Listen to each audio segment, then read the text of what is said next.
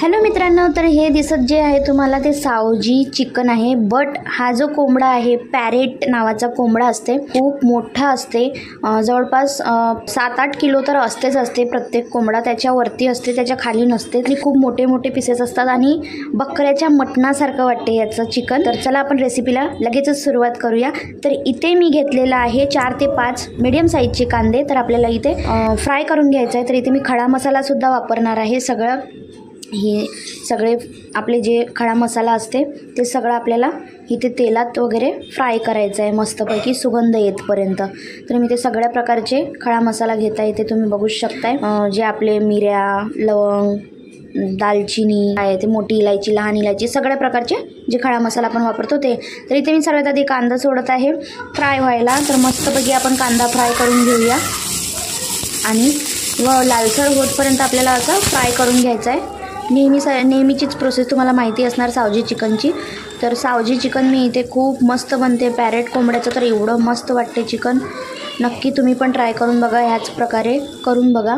तर इथे मी सगळं एका प्लेटमध्ये काढून घेते. व्यवस्थित लालसर होतपर्यंत भाजून घेतलेलं आहे मी, तुम्ही बघू शकताय. अशाच प्रकारे तुम्हाला पण भाजायचं आहे जर तुम्ही या पद्धतीने करत असणार तर. आणि इथे 1 चम्मच जिरा घालायचा आहे आपल्याला. थोडं जिरा आपल्याला तडतडलेलं दिसलं की आपल्याला तेजपत्ता घालायचं. सगळे खडा मसाला आपल्याला यात हळूहळू सगळं घालायचं आहे आणि व्यवस्थित आपल्याला फ्राय करून घ्यायचं आहे. तर इथे मी केलेलं आहे व्यवस्थित याला मस्तपैकी 1 नंबर त्याचा सुवास येतपर्यंत मी तेलामध्ये फ्राय करून घेतलेला आहे. इथे 1 चमचा आपल्याला साबुत धनिया घालायचा आहे आणि त्याला पण व्यवस्थित मिक्स करून घ्यायचं आहे. आणि इथे 1 चमचा आपल्याला खसखस घालायचं आहे. हे सगळा मसाला आपल्याला व्यवस्थित पण करपवायचं नाही आहे, आपल्याला जाळायचं नाही आहे, असं लालसर होतपर्यंतच मस्तपैकी भाजायचं आहे. तर मी व्यवस्थित लालसर होतपर्यंत इथं मसाला सगळा भाजून घेतलेला आहे आपला खडा मसाला. तर इथे आणि परत गॅस मी पेटवत आहे आणि ते सुक्कं खोबरं जे असते बारीक बारीक स्लाईस करून घेतले आहे आपल्या आलू छिलनीने. व्यवस्थित मस्त बारीक बारीक होतात त्याने. तर तुम्ही पण तसंच करा आणि व्यवस्थित लालसर यालासुद्धा भाजून घ्या. तर बघू शकताय तुम्ही मी व्यवस्थित याला भाजून घेतलेलं आहे. तर इथे घेतलेली आहे मी 1 किलो पॅरेट. तुम्ही बघू शकताय किती मोठे मोठे पीसेस असतात याचे, खूप मोठे मोठे पीसेस असतात. तर याला स्वच्छ आपल्याला धुवून घ्यायचं आहे. तर इथे मी मसाला करायला घेत आहे. अद्रक, लसूण, कोथिंबीर याचा सगळा पेस्ट करून घ्यायचा. आता आपल्याला खडा मसाल्याचं सुद्धा पेस्ट करायचं आहे. व्यवस्थित याचं वाटण तयार करायचं आहे आपल्याला बारीक बारीक. इथे पाणी घालायचं आहे थोडा, पहिला असंच फिरवायचं आहे, मग त्याच्यानंतर पाणी घालायचं आहे आपल्याला. आणि व्यवस्थित गरगर गरगर फिरवून घ्या आणि असं बारीक मस्त फाईन पेस्ट तयार होते याचा. आणि वाटण तयार झालं की आपल्याला लगेचच कुकरमध्ये तेल घालायचं आहे. तुम्ही तुमच्या आवडीनुसार तर्रीवाली जसं पाहिजे असेल तसं तुम्ही करू शकताय.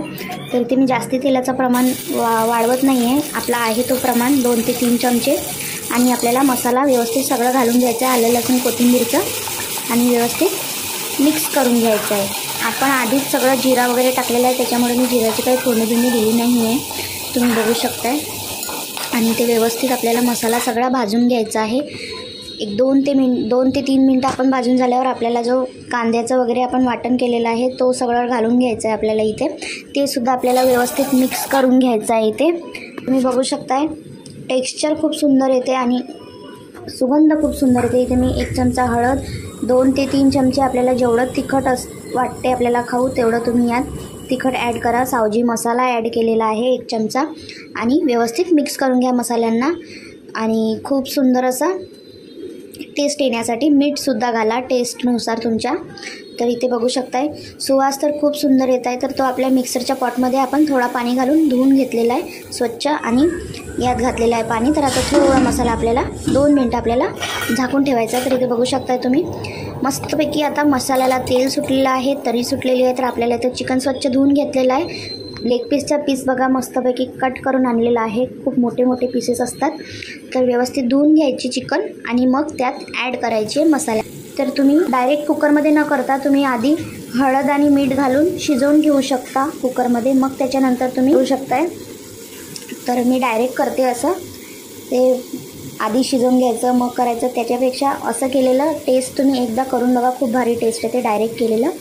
तर मी व्यवस्थित मिक्स करून घेते सगळी चिकन ॲड केल्यावर. तर आपल्याला पाणी सुटेपर्यंत 10 मिनटं आपल्याला असंच झाकून ठेवायचं आहे लो टू मीडियम फ्लेममध्ये.